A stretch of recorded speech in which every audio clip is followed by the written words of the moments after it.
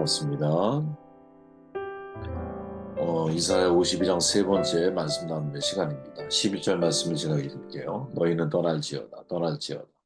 거기서 나오고 부정한 것을 만지지 말지어다. 그 가운데서 나올지어다. 여호와의 기구를 매는 자들이여 스스로 정결하게 할지어다. 여호와께서 너희 앞에서 행하시며 이스라엘 하나님이 너희 뒤에서 호위하시리니 너희가 황급히 나오지 아니하며 도망하며 다니지 아니하리라. 구원은 메시아로부터 시작이 된다라는 제목으로 메시아에 대한 배경 지식의 말씀을 나누고 있죠. 오늘은 세 번째 시간입니다. 거룩한 삶이라고 하죠. 선지자 이사야가 하나님으로부터 받은 계시에 의하면 바벨론 포로되었던 시온의 백성들 하나님께서 예루살렘을 구속하심으로 더 이상 바벨론에 남아있을 이유가 없어졌죠. 그러므로 하나님께서 앞서 그들에게 깨어 일어날 것을 명령하신 이후에 구원의 좋은 소식 복음을 전하십니다. 그리고 이어서 거듭 명령하는 말이 오늘 11절 이하에 기록되어 있는데 거기서 나오고 부정한 것을 만지지 말지어다. 여호와의 기구를 메는 자들이여 스스로 정결하게 할지어다. 즉 이스라엘 백성들의 거룩한 삶을 강조하고 특별히 성전을 섬기는 사람들의 정결함을 다시 요구하고 계시죠. 거룩함에 대한 추구입니다. 참 중요하죠. 그죠? 그리스도인이 된다라고 하는 것은 곧 내가 거룩하여 너희도 거룩하라라고 하는 성경에 있는 말씀처럼 하나님의 거룩하심을 우리가 따라가는 삶, 살아가는 어떤 게 거룩함일까? 저마다가 개념에 대한 이해를 각자 가지고 있겠지만 제 개인적으로는 우리의 삶이 하나님 한 분만을 위해서 구별되어지는 게 거룩한 삶이 아닐까 그런 생각을 해봅니다. 그렇게 내게 하라고 주신 일, 이게 구분이죠. 이게 구별되는 거죠. 그죠? 내게 주신 사람들을 내가 만났고 내게 주신 말씀과 그 영혼들을 세워나가는 일, 우리의 삶 전체가 자아 실현이 아니라 하나님의 뜻 실현 쪽에 초점이 맞춰진 삶을 살아가는 것이 아니겠느냐. 저는 저와 여러분들이 이 거룩한 삶을 추구해 나아가는 그런 좀 되었으면 좋겠어요. 이런 말이 있죠. 구원에 이르도록 거룩한 삶을 추구하라. 성활한 성령으로 충만해지는 것이다. 그리하여 성령이 우리의 영혼을 충분히 소유하여 성령께서 원하시는 대로 우리가 행하는 것이다. 찰스 피니의 유명한 말인데 죽은 만큼 거룩하라라고 하는 책에서 한 말입니다. 찰스 피니 목사님이 대단한 분이죠, 사실은. 원래는 농부의 일곱째 아들로 태어났는데 사회적으로 성공을 했어요. 기독교 신앙의 회의를 느끼고 있었어요. 사회적 성공이라고 하는 것은 이분이 변호사였거든요. 그러다가 1821년에 서른 즈음인데 치열하게 자기 자아와 싸우다 끝내 하나님 앞에 무릎을 꿇고 극적인 회심을 취한 거죠. 얼마나 교만했겠어요. 그죠? 또 얼마나 날카로운 논리와 합리적인 사고를 가지고 있었겠어요. 근데 그걸 가지고 세상을 보니까 또 교회를 보니까 인정하고 싶지가 않은 신앙의 회의를 간다는 거 여러분 되게 중요한 거라고 지금 말씀드리잖아요. 회의는 도약의 기회이기 때문에 중요한 거예요. 저는 신앙의 회의가 없는 사람은 언제고 금방 무너지게 되어 있다고 생각하고 저는 거꾸로 신앙의 많은 회의를 겪고 그 회의 속에서 하나님을 더 깊이 이해하게 된 사람이 회의한 만큼 뿌리를 깊게 내릴 수 있는 사람이라고 생각하거든요. 찰스 피니가 그런 사람이었죠. 그래서 나중에 변호사직을 포기하고 목회자로 변신을 해요. 그러니까 하는 말에 이런 말이 있죠. 성화는 성경에 자주 사용되는 용어예요. 성화의 단순하고 이차적인 의미는 하나님께 성별된 상태이죠. 성화한다는 것은 거룩한 용도를 위해 따로 구별해 놓는 것. 하나님을 예배하기 위해서 어떤 것을 성별해 두는 것입니다. 성화의 상태란 성별의 상태 또는 하나님을 섬기기 위하여 따로 떼어두는 것을 의미합니다. 이분에서 승리의 원리라고 하는 책이 있는데 기독교 고전에 속하죠. 기회가 되면 한번 읽어보시길 바래요.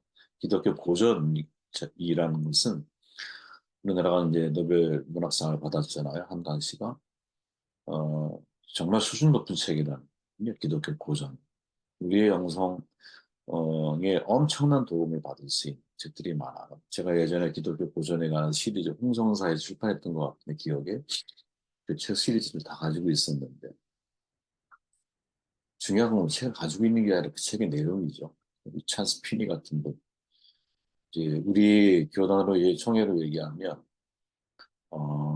토저 목사님과 같은 레벨의 영성을 가지고 있는 사람이 아닌가 그런 생각이 들 정도예요. 한번 기회가 되면 읽어보시기를 바래요. 찰스 피니가 당시에 부흥사역, 이 교회가 되게 부흥하는 그런 시기였어요. 그 시기가. 근데 이분이 이제 그 미국 사회를 보니까 교회가 외형적으로 성장하고 부흥하는 양상을 보일 때 오히려 정반대로 사람들이 성화에 관한 가르침을 소홀하게 여기게 되었다. 어, 그 당시에도 그런 문화가 있었던 거예요. 우리 한국 교회는 절실하게 경험하지 않았어요. 그죠? 이상하게 번영으로 실패한 정도는 기독교밖에 없다라고 하는 키에르 케고의 말이 정말 현실감 있게 우리에게 느껴지거든요. 그죠? 이제 로마의 기독교가 이제 공인되면서 그때부터 사실은 타락의 길을 가는 거예요. 부패의 길을 가는 거예요. 절정의 중세시대 아니었어요. 수많은 침략, 식민지를 만들어가는 일들을 시작을 했고 그래서 기독교가 스쳐갔던 제3세계들은 대부분 기독교를 받아들이지 않아요. 여러분 이건 굉장히 무서운 사탄의 전략이 그 뒤에 있는 거죠. 그죠? 사탄의 전략이 오스키니스 책을 우리가 읽어봐서 알지만 악마의 미소가 그 뒤에 숨어 있는 거야.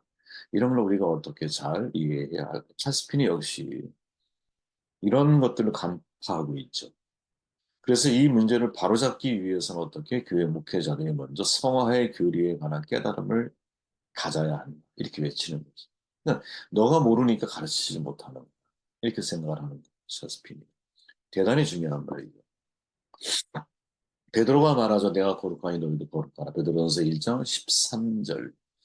전체를 다 읽어보면 너희가 순종하는 자식처럼 전에 알지 못한 때에 따르던 너희 사역을 본받지 말고 오직 너희를 부르신 거룩한 이처럼 부르시니가 거룩하다가 너희도 당연히 모든 행실에 거룩한 자가 되라. 기록되었을 때 내가 거룩하니 너희도 거룩할지어다. 여러분이 거룩은 명령형이에요.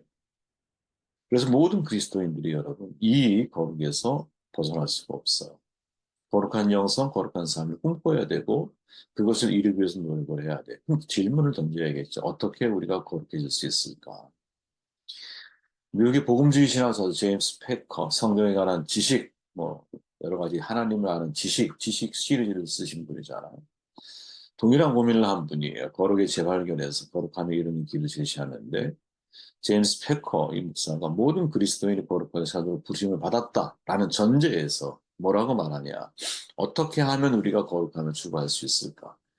이분은 거룩함 영성과 도덕성이라고 하는 두 개의 기둥에 놓인 아치와 같아서 두 기둥 중 어느 하나가 가라앉으면 반드시 무너지게 되어 있습니다. 이렇게 경고를 해요.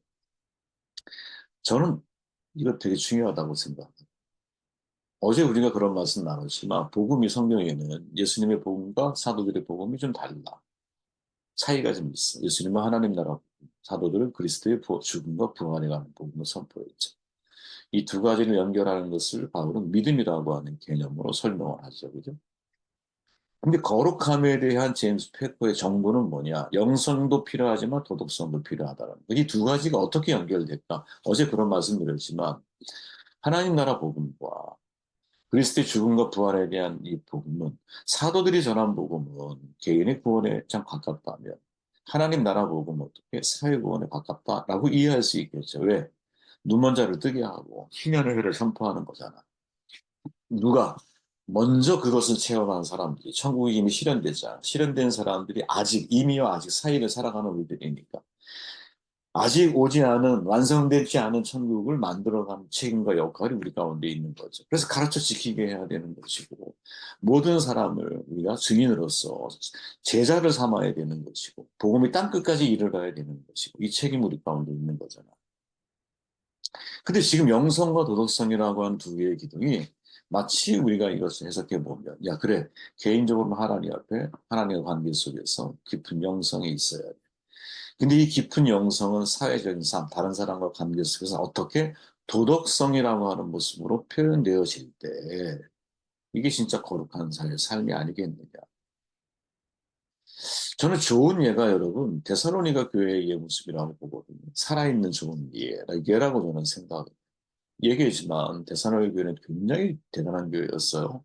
얼마 복음을 전하지 못했을 때 사람들 고용돼서 바울이 도망을 가게 되죠. 피신하게 되잖아. 근데 그 교회에 너무나 애틋한 마음이 있었어. 왜? 그 사람은 되게 독특한 사람인데 바울의 말은 사람의 말이 아니라 하나님의 말씀도 받아들여요.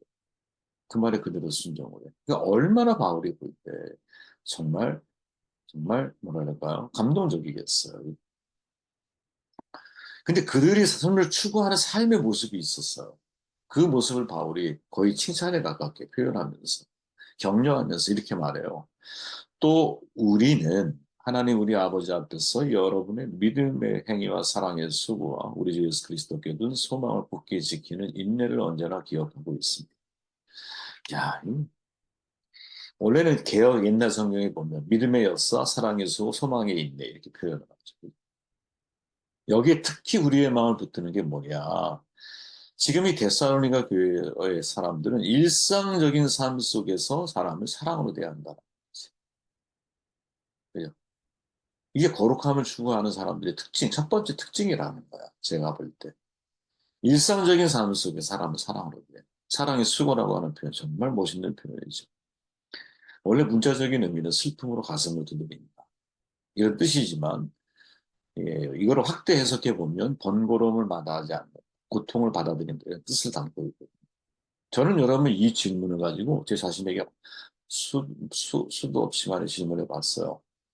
사랑의 수고가 사랑해야만 수고할 수 있다는 말인가?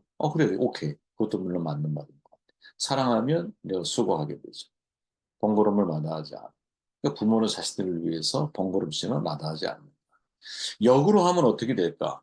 수고하게 되면 사랑하게 되는 걸까? 이것도 여러분 어느 정도 일리 있는 말 아니에요, 그죠? 내가 수고하면 사랑하게 돼. 그러면 성령이 말하는 사랑은 어떤 의미가 더 강할까? 저는 여러분 후자 의미가 더 강하다고 개인적으로 생각하거든요. 왜? 성경이 말하는 아가페 사랑은 의지를 굉장히 중요하게 다루잖아. 감정적인 사랑을 넘어선 거잖아. 감정을 뛰어넘었어. 그러니까 성경의 사랑은 뭐냐면 수고해서 생기는 사랑입니다.